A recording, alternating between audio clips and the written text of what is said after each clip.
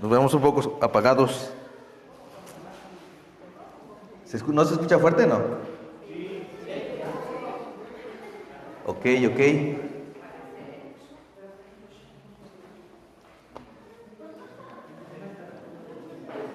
Bueno, mientras se controla ahí el audio, vamos a orar para iniciar este tiempo. ¿Sale? Bueno, bendito Padre, gracias te damos, Señor.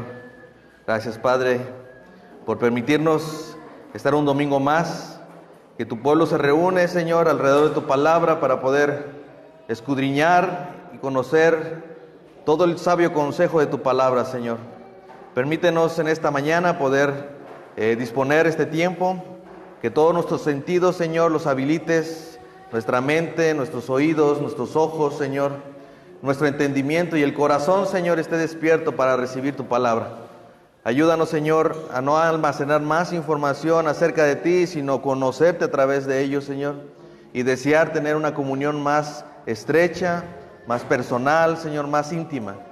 Ruego, Señor, en esta hora y en esta mañana, Señor, oramos por tu Santo Espíritu para que mueva nuestros corazones, Señor, y nos motive no solamente a ser oidores, sino también a ser hacedores de tu palabra, Señor. Bendice este tiempo, esta escuela dominical, Señor, y bendice esta iglesia, Señor, la cual ha estado en tu corazón desde la eternidad. En el nombre de Jesús oramos. Amén. Amén. Ok. Vamos a continuar con la serie que tenemos de los atributos de Dios. ¿Recuerdan? ¿Alguien me puede decir cómo se llama esta serie? No se vale. El Dios no conocido. Para los que vinieron a la primera clase, van a saber por qué le llamamos así, ¿no? Porque en realidad estamos en un tiempo, una generación que cada vez conoce menos a Dios. No sabe quién es ese Dios al que adora. Y es evidente que si no conocemos a ese Dios, no sabemos cómo adorarle también. O probablemente nuestra adoración no es real. Como dijo Jesús, o citando la Escritura, Jesús dijo: este pueblo de labios me honra, mas su corazón está lejos de mí, ¿no? Entonces vamos a continuar con esta serie. Yo les pido, por favor, vayan tratando de seguirme en todo lo que estamos poniendo aquí y vamos a ir adelante. Entonces, miren, para comenzar, en una de sus cartas, Erasmo citó a Lutero cuando dijo que tus pensamientos sobre Dios son demasiado humanos. Y esto es cierto, porque a veces lo que queremos hacer es humanizar a Dios. Es decir, como yo no puedo llegar a su nivel, lo que yo hago es bajarlo a mi nivel, ¿no? Y entonces digo, como yo no quiero ni siquiera alcanzar su santidad, yo no quiero alcanzar su conocimiento, yo no quiero estar a la altura del varón perfecto, entonces lo que yo hago es humanizar a ese Dios y genero una doctrina o genero una idea o una visión acerca de ese Dios que es más humana que divina, ¿sí? ¿Me están siguiendo? A veces queremos tratar a Dios como un igual a nosotros y hacemos esa parte de darle nuestros sentimentalismos, nuestros emocionalismos a Dios, ¿sí? Y no es correcto. Quizás pienso que al no poder ser igual a Él, yo lo tengo que bajar a mi nivel y entonces lo tratamos como uno igual. Es un ejemplo muy simple, es como cuando nosotros vamos en oración, ¿sí? A veces oramos, yo he escuchado personas que le hablan a Dios como si fuera su compadre. Oye, canijo, cosas así, y de verdad, que creen que tienen esa, y miren, hermano, Dios no se saca de onda, no crean que se tapa los oídos, dicen, ay, no puedo escuchar, no pasa eso, pero eso es en respuesta a que no conocemos a Dios, no lo conocemos. Ejemplo, a veces es como la relación de un hijo con su padre. Para los que tenemos hijos sabemos que de repente los hijos se confunden con esa buena relación que tenemos y nos quieren tratar como sus amiguitos o como sus cuates, ¿no? Y nosotros vamos a darles ese amor, ese cariño, esa confianza. La idea es que juguemos y todo, pero no te confundas, ¿sí? Soy tu padre. Entonces a veces tenemos esa confusión yo creo que es por la forma en la que yo tengo comunión con la palabra, porque no he entendido lo que la palabra de Dios dice, ¿sí? Entonces, por eso creo que en estos tiempos es mucho más fácil aceptar la idea de un Santa Claus, ¿no? Porque ese Santa Claus nos da regalos.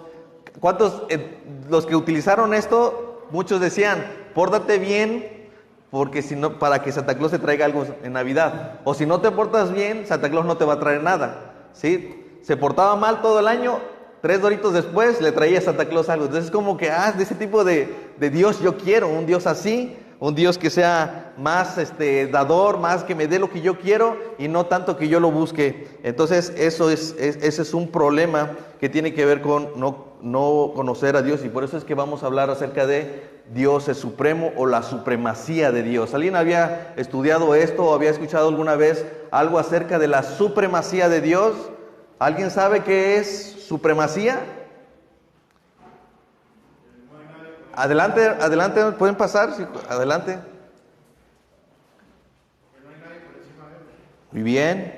¿Sí? ¿Qué es la supremacía de Dios?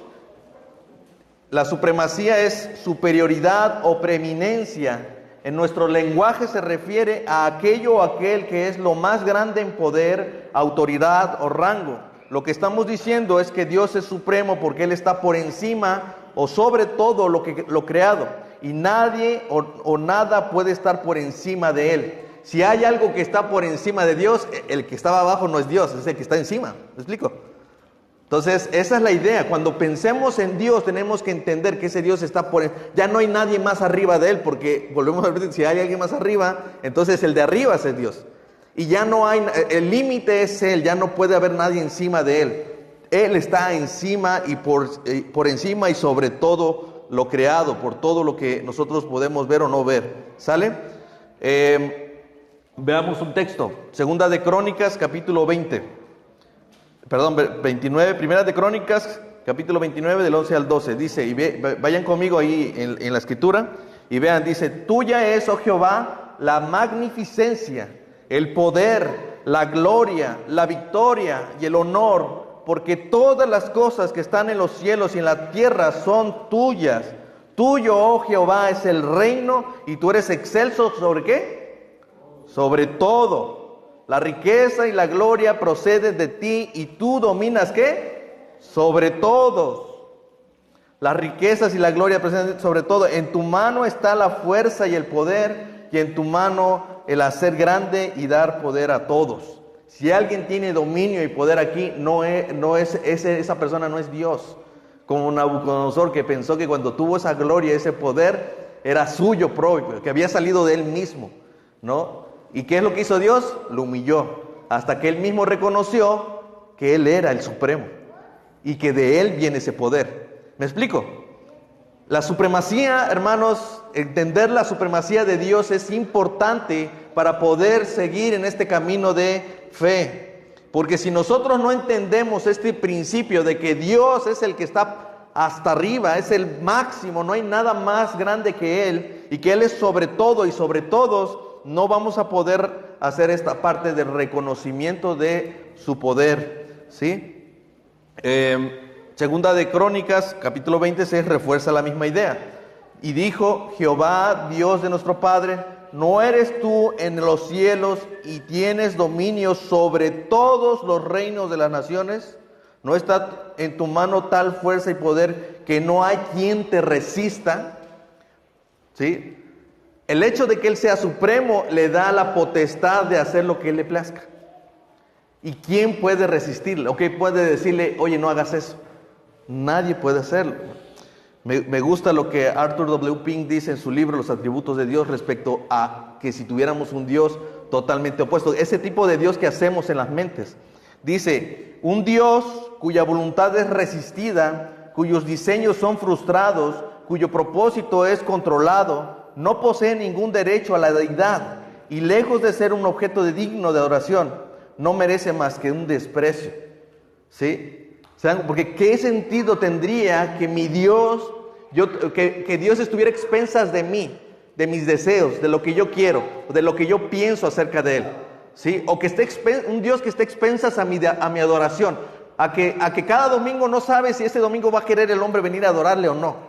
No, hermanos, el cielo está lleno de ángeles que le sirven y le dan gloria. No necesita del hombre para ser adorado. Es más, la Biblia dice en Hechos que no necesita de nada, no necesita ni siquiera, no habita ni siquiera en un templo hecho por manos de hombres, porque no tiene necesidad de nada de eso.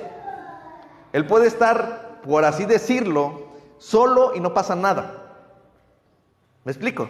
Entonces, sería absurdo, y es que ese es el punto, cuando nosotros generamos en nuestros corazones o hacemos una idea, si bien es cierto, ahora ya no hacemos esas piezas de barro, de yeso, de madera, o de piedra, o de oro, de plata, ya no hacemos tanto esas cosas. Lo cierto es que ahora nuestros ídolos tienen que ver con esos ídolos que hacemos en el corazón.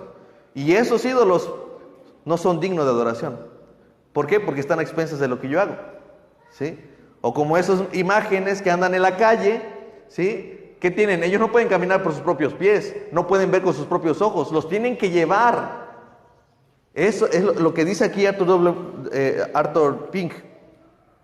Lejos de ser un objeto digno de adoración, no merece más que un desprecio. Debemos despreciar ese tipo de ídolos, ese tipo de dioses que hacemos nosotros. ¿Hasta ahí estamos bien, hermanos? ¿Sí o no? Bueno. Ok.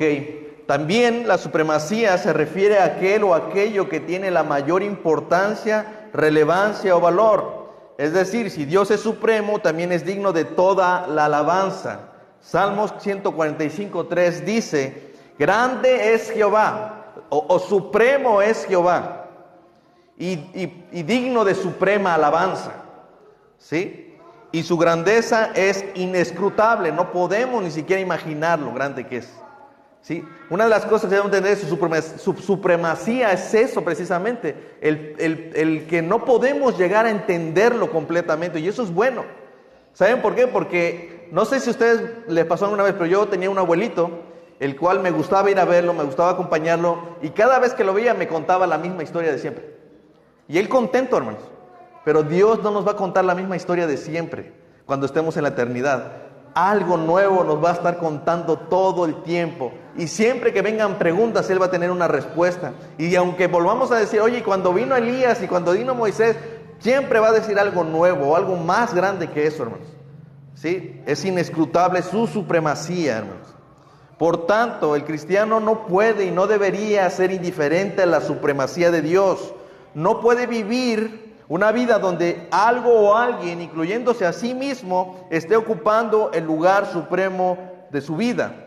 Dios debe ser lo más importante y lo más valioso para sí. Dice Deuteronomio 6:4: y amarás a Jehová tu Dios de todo tu corazón, de toda tu alma y con todas tus fuerzas. ¿Por qué? Porque Él es lo supremo. Es el que tiene el lugar más supremo en tu vida. ¿Sí? ¿Me están siguiendo, hermanos?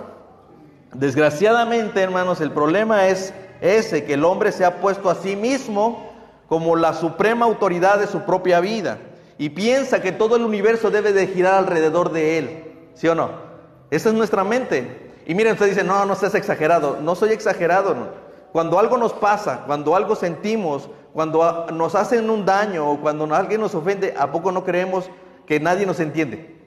¿Saben por qué? Porque creemos que todo el universo en ese momento debería pararse para entender mi sufrimiento y para entender lo que yo estoy sintiendo. Y no es menospreciar ni minimizar tu dolor, pero así somos. Tenemos esa tendencia de inclinar todo, que todo el mundo me observe y vea que yo estoy sufriendo. Y cuando le decimos, es que mira, me fue así, el otro te cambia el tema y te dice otra cosa. Oye, ¿por qué? Porque en realidad el otro también está diciendo, es que eso no es lo más importante. Lo importante es lo que te voy a decir. ¿Sí? ¿Se han dado cuenta? Entonces, ese es el tema. Nosotros debemos entender esta parte. El hombre en realidad quiere tomar esa supremacía. Y eso lo vemos desde el principio. Cuando vemos a Adán y Eva en Génesis 3, vamos a ir a ver al texto y vamos a ver cómo es que ahí inicia, vemos ese problema, ¿no? Dice, pero la serpiente, en Génesis 3, 1 al 6, pero la serpiente era astuta más que todos los animales del campo que Jehová había hecho, la cual dijo a la mujer, con que Dios les ha dicho, no coman de todo árbol del huerto. Y la mujer respondió a la serpiente, y presten atención a eso, del fruto de los árboles del huerto podemos comer, pero del fruto del árbol que está en medio del huerto, dijo Dios, no comerán de él, ni lo tocarán. Dios en ningún momento dijo que no podían tocarlo, Pero Eva dijo, bueno, pues ahora ni lo podemos ver, ni lo podemos tocar, ni no es bueno agarrarlo, Entonces, para que no moramos, dice allí. Entonces la serpiente, como es astuta, le responde, no van a morir. O sea, sino que Dios sabe que el día que ustedes coman de ese fruto, serán abiertos sus ojos y serán como ¿qué? ¿Sí están siguiéndome? Y serán como Dios, sabiendo el bien y el mal. Y miren, aquí viene un cambio radical. ¿Qué es lo que acaba de decir Eva? No podemos comerlo, ni siquiera podemos tocarlo, ¿eh? Y cuando la serpiente le dice que va a ser como Dios, la idea cambió, porque dice ella, dice ahí, y vio la mujer que el árbol era bueno para comer. ¿Y que era qué? Agradable a los ojos. ¿Y árbol qué? Codiciable para alcanzar sabiduría. Y tomó del fruto y comió, y dio también a su marido, y él comió. Y la historia es historia el resto, ¿no? ¿Sí, se dan cuenta? Cuando se nos pone en la mente la idea de que podemos tomar ese lugar de supremacía, ese lugar supremo, el estar por encima de todo, nos brillan los ojos. Y queremos ese lugar.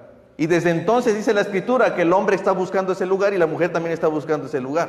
¿En dónde se nota? En el matrimonio, cuando la mujer se quiere sobreponer al hombre y cuando el hombre quiere someter a la mujer de una mala forma.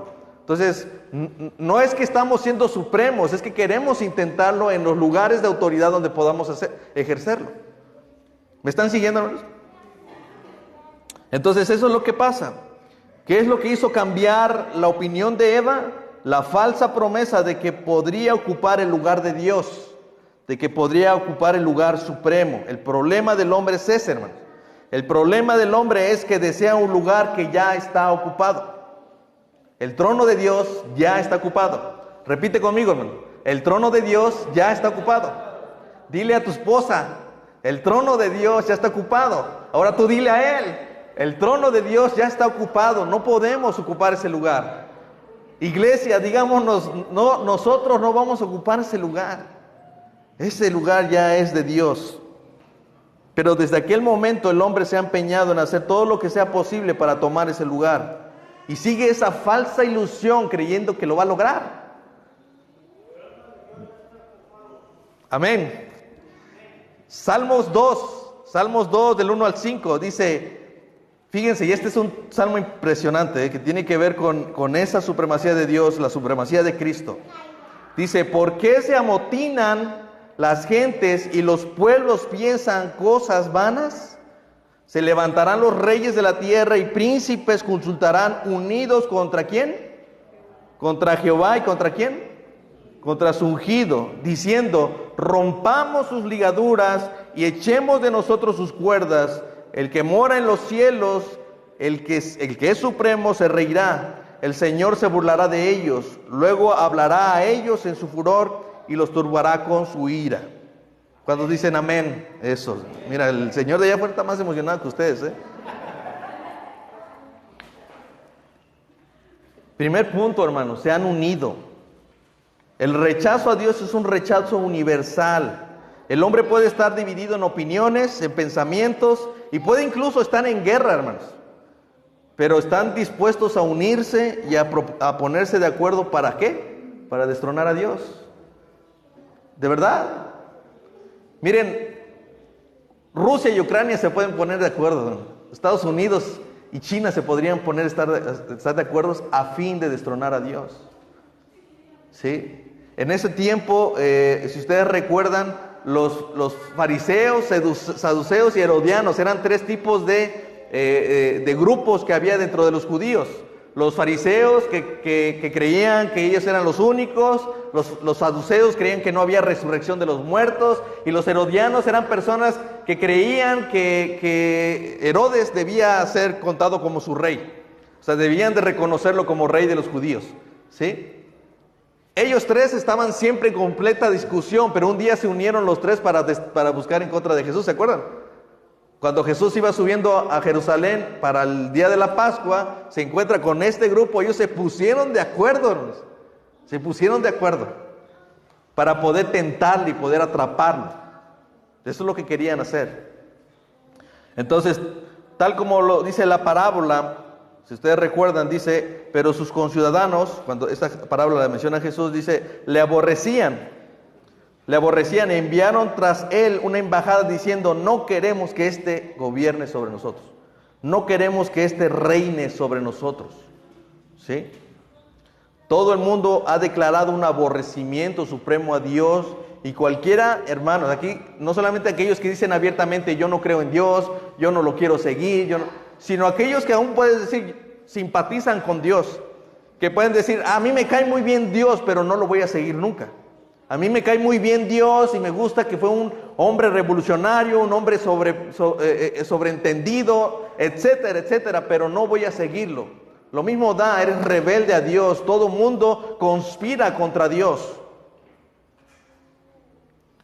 Y ese es el problema, hermanos. Miren, Hechos, podríamos decir que hay una traducción, o cómo podemos entender el Salmo 2, una porción del Salmo 2, cuando lo citan en su oración los apóstoles, en el capítulo 4, versículo 24, dice, después de que ellos fueron apresados, los soltaron, les dijeron, ya no hablen más de este nombre, y entonces ellos unánimes oran a Dios, y esta es la oración de Dios, Y miren, ahí está otro ejemplo de cómo es que se puede orar la Biblia.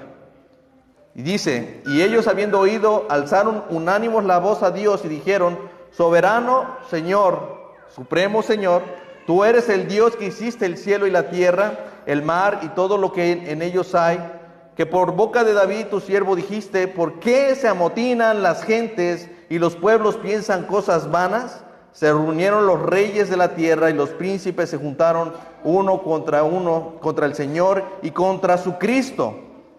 Porque aquí está la interpretación, porque verdaderamente se unieron en esta ciudad. ¿A qué ciudad se refiere? Jerusalén. En esta ciudad contra tu santo Hijo Jesús. ¿Quién es ese ungido? ¿Quién es ese Cristo? Jesús, a quien tú ungiste. Y ahí pone, ¿quiénes? Herodes y Pilato, otros que eran enemigos, ¿sí? Gentiles con el pueblo de Israel se unieron ¿para qué? Para hacer cuanto tu mano y tu consejo habían desde antes determinado que sucediera, que muriera en la cruz. Todo eso, ellos se pusieron de acuerdo, hermanos, se unieron. Esos que eran enemigos, que no se podían ver, que siempre discuten, ¿sí? Se unieron contra Dios y contra su ungido, ¿sí? ¿Hasta ahí me siguen, hermano? Ahora, como vimos ahí, ¿quién es ungido? Jesús. Y ese ungido, ese Cristo, es supremo. Miren lo que dice Efesios 1, 20, 22. Pablo está hablando de Cristo y dice que Dios le resucitó de los muertos, sentándole a su diestra en lugares celestiales. ¿Sobre qué? Sobre todo principado y autoridad y poder y señorío. ¿Y qué? Sobre todo nombre que se nombra, no solo en este siglo, sino también en el venidero. Y sometió, ¿qué? Todas las cosas bajo sus pies y lo dio por cabeza sobre todo las cosas a la iglesia. ¿Quién está por encima de todo? Cristo, Jesús. Jesús es Señor. Entonces no es contra una doctrina, no es contra una religión, no es contra una idea, es contra una persona, es contra Cristo. ¿Se han dado cuenta que en los movimientos feministas, en los carnavales, en estos movimientos pro gay, pro aborto, las industrias del entretenimiento, empresas, instituciones, gobierno mismo, se han puesto de acuerdo, hermanos? ¿Solamente para qué? ¿Para ir en contra de una religión? No, hermanos. Sí. Porque nadie le está diciendo, por ejemplo, contra el musulmán o contra el budista, ¿no? Cuando van los carnavales, ¿a quién se burlan? ¿Contra quién se mofan? ¿Contra el Papa? ¿Qué pasó en el carnaval de Brasil? ¿De quién se estaba mofando? De Cristo. Aunque evidentemente esa no era la imagen de Cristo, pero se está mofando de ellos. Esa es la tendencia del hombre, de ir en contra de Dios. Se han unido contra alguien y esa persona es Cristo. Gracias. Esa persona es Cristo. Y miren, aquí viene la razón importante.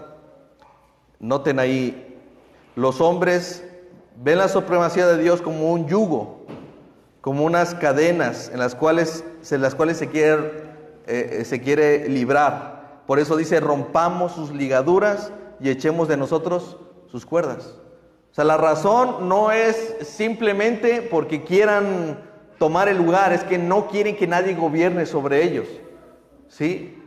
Porque miren, hermanos, cuando ustedes llegan a mi casa, aún llegue el gobernador a mi casa, ¿quién gobierna mi casa? Yo. Así llegue Andrés Manuel, así llegue quien sea, sí, él es autoridad de todo, pero en mi casa yo gobierno.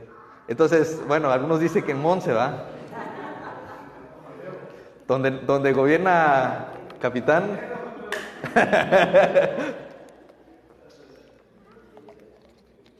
Nos estamos desviando. Entonces, ese es el asunto, hermanos. El que es supremo, ese es el que gobierna. No hay nadie más. ¿Sí? Y entonces, ¿qué es lo que dice ahí? Es que no, vamos a ponernos de acuerdo contra su ungido. ¿Para qué? Para romper esas ligaduras. Porque hay una distorsión. El incrédulo se siente esclavizado y cree que se debe a la suprema autoridad de Dios, cuando en realidad lo que dice la Escritura es que es esclavo de su propio pecado. Jesús dijo, todo aquel que hace pecado ¿es qué? Todo aquel que hace pecado ¿es qué? Esclavo de pecado. Es esclavo. Entonces él se quiere deshacer de la supremacía de Dios, cuando en realidad lo que necesita es alguien supremo, ¿sí? Porque cuando él quiere gobernar sobre su vida, lo que en realidad está haciendo es que se hace esclavo de pecado, se somete a su propio pecado. Entonces nosotros, hermanos, podríamos decir, pero nosotros somos cristianos, pero a veces creo que todos nosotros en algún momento buscamos también deshacernos, movernos, quitarnos esas ligaduras.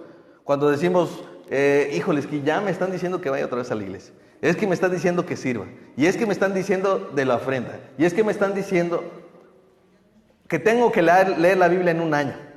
¡Aleluya! Amén. Todo eso, entonces a veces lo que nosotros queremos es, a veces vemos de manera pragmática que el cristiano quiere romper esas ligaduras. O sea, no quiere tener una relación con Dios.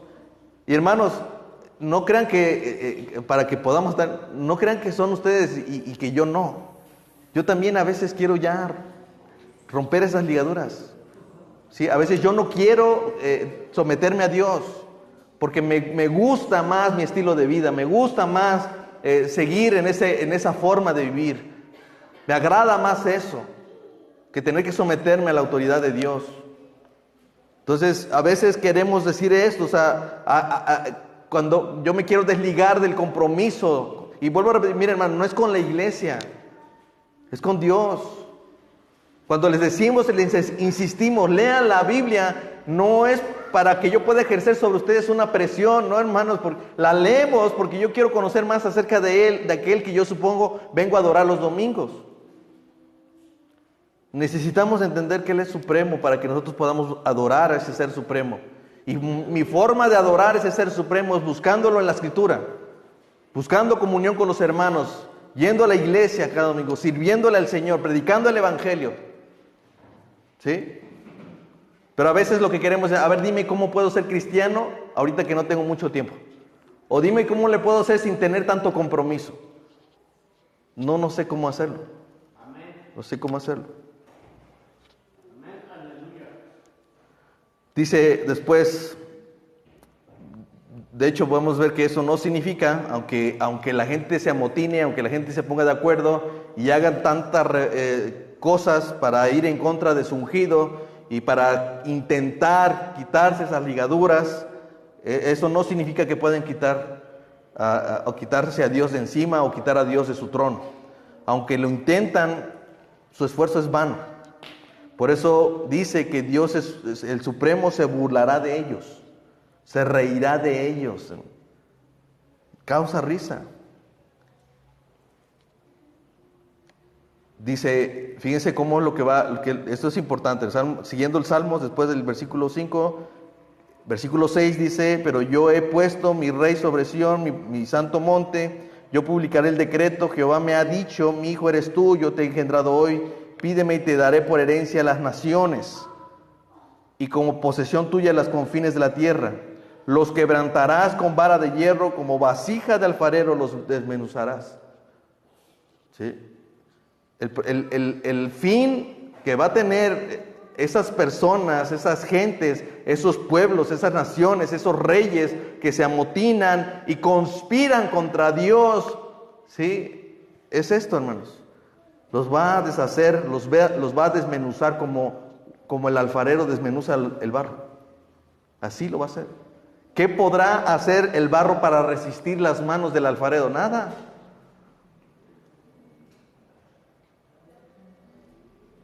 Y hermanos, y ese no es todo el problema, ¿eh? El problema más grande es que han emprendido una guerra contra el único que los puede salvar. Ese es el problema. Esa gente se ha amotinado, se ha unido para ir contra Dios. ¿Y contra quién? Contra su ungido, ¿para qué le ungió Dios? ¿Para hacer qué? Para ser el Cristo. ¿Y ese Cristo qué vino a hacer? A salvar. Entonces quieren ir contra el único que los puede salvar. Ese es el problema, ¿no? Porque verdaderamente dice allí, por eso dice el salmista, porque verdaderamente se unieron en esta ciudad contra tu Hijo Jesús, a quien tú ungiste. ¿Sí?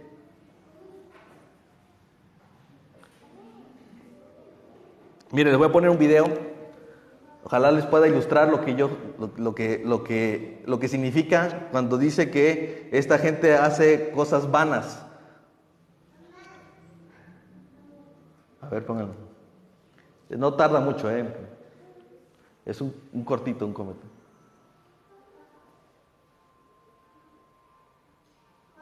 No tiene audio, pero vemos ahí se llama el hombre de piedra, el gigante de piedra.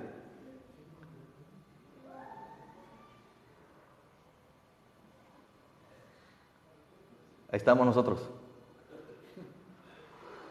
Ahí está nuestro pecado.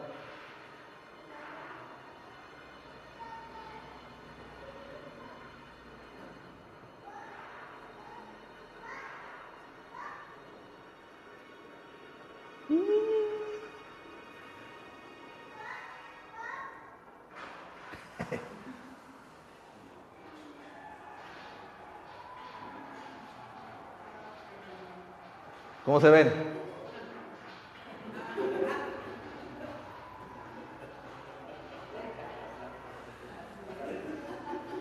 Eso es lo que dice el Salmo. Quieren ir contra el único que los puede salvar. Es para que se acuerden ¿sí? Ese es el problema del hombre, hermanos, que el hombre va contra el único que los puede salvar. ¿Sí? Es absurdo, hermanos. ¿Qué tan absurdo? Imagínense, es el hombre más supremo. Es como el hombre de roca y estar aventándole piedritas. ¿Qué daño le vas a hacer a Dios?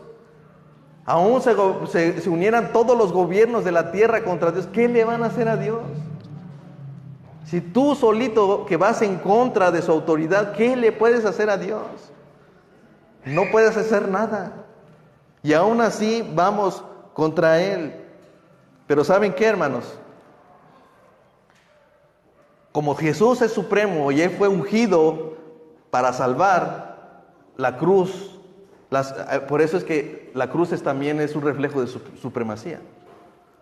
La supremacía de la cruz, en Colosenses 1, 15, 20, dice: Él es la imagen del Dios invisible, el primogénito de toda creación, porque en Él fueron creadas todas las cosas. Otra vez se dan cuenta cómo la misma esencia de la supremacía, ¿sí? Lo que hay en los cielos y lo que hay en la tierra, visibles e invisibles, sean tronos, sean dominios, sean principados, sean potestades. Todo fue creado por medio de Él y para Él. Y Él es antes de todas las cosas, y todas las cosas en Él subsisten, y Él es la cabeza del cuerpo que es la iglesia. Él que es el principio, el primogénito entre todos los muertos, para que en todo tenga, ¿qué?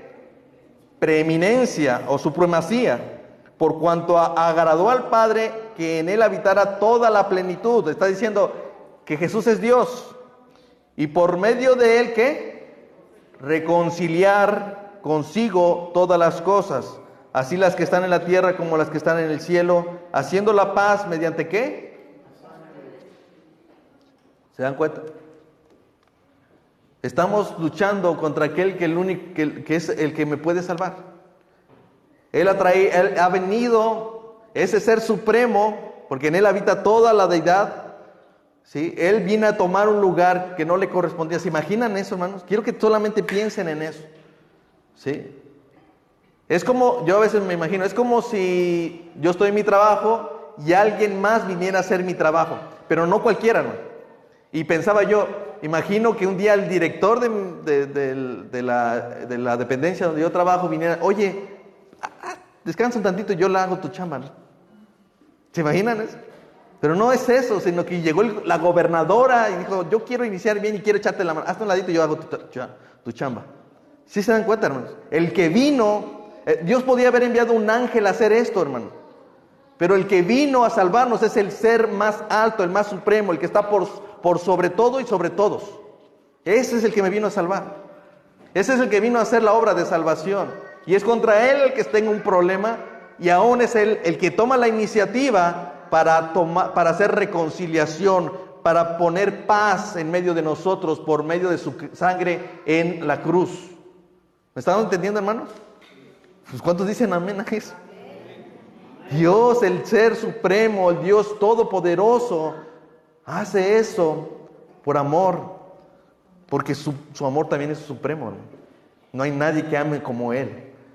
¿Se imaginan? Todos los atributos de Dios son afectados por su supremacía. Es supremamente santo, es supremamente justo, es supremamente bueno, es supremamente lo que tú quieras, hermano.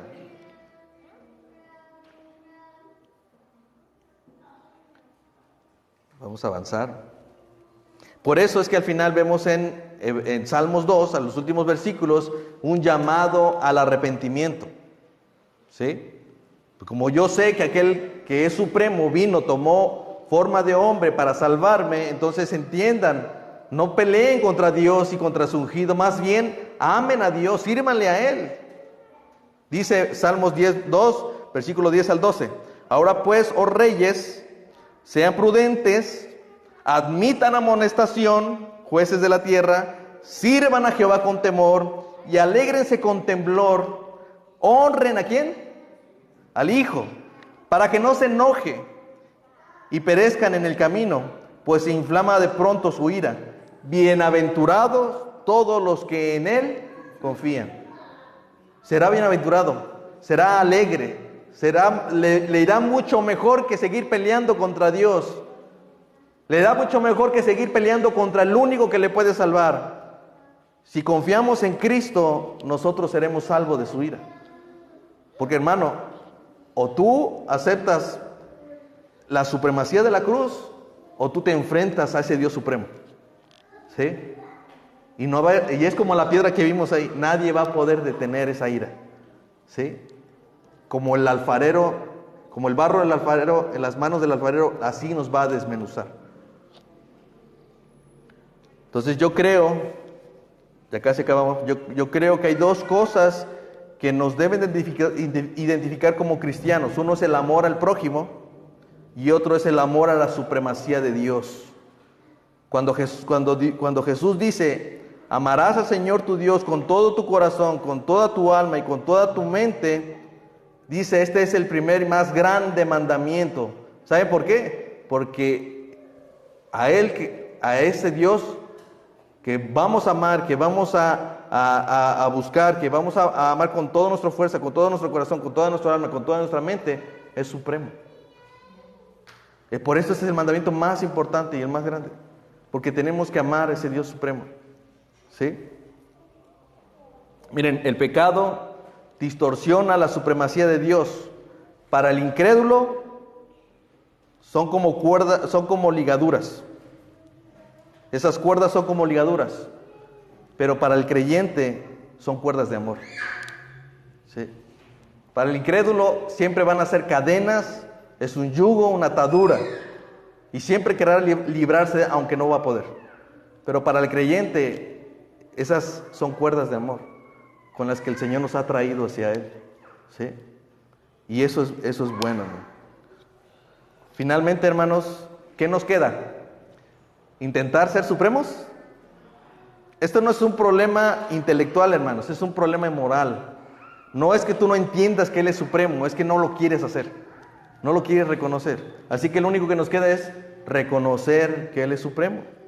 Reconoce su supremacía, como dice Filipenses 2:9-11, porque lo harás ahora o lo vas a hacer después. Por lo cual Dios también lo exaltó hasta lo sumo, es decir, lo muestra supremo y le dio un nombre que es, ¿qué? Sobre todo nombre. Un nombre que en el nombre de Jesús se doble toda rodilla de los que están en el cielo y en la tierra y debajo de la tierra, y toda lengua confiese que Jesucristo es el Señor supremo, para la gloria de Dios Padre. Adoremos a ese Dios porque es supremo y porque Él nos ha venido a salvar. Ese Dios, ese ser supremo, vino a tomar nuestro lugar. Nos vino a salvar. Bienaventurado todo aquel que en Él confía. Amén. ¿Alguna pregunta?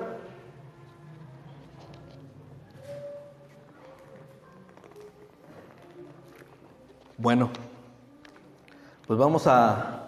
¿Así, David? ¿Es transferible a la palabra de Dios? ¿Perdón? ¿Es transferible a la palabra de Dios? No. ¿La palabra de Dios es suprema medida? ¿Perdón? ¿Debe ser la palabra de Dios suprema medida? Sí, exactamente. O no entendí tu pregunta, no sé si... Sí. Como Dios es supremo, Si todo lo que es de Él es afectado por su supremacía. Como les decíamos hace rato, pues sí, la palabra es suprema. Su santidad es suprema. Su amor es supremo. O sea, todo lo que es Dios afecta el resto, ¿no?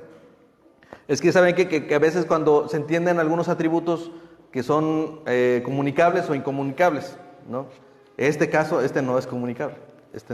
Y a lo mejor yo me confundí con eso, pero quiero aclarar, ¿sí? Cuando hablamos de comunicables, este atributo Dios no lo va a comunicar nunca. ¿Saben por qué? Porque nadie más está allí. Solamente que hubiera otro lugar ahí. Ven, siéntate aquí. No, solamente la deidad. Y eso es el Padre, el Hijo y el Espíritu Santo. ¿Sale? ¿Alguien más?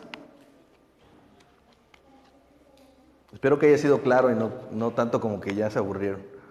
Ok, pues vamos a... Amén. ¿Ayudas ahora? sí, claro. Padre, agradecemos mucho por esta mañana. Gracias por tu palabra. Gracias por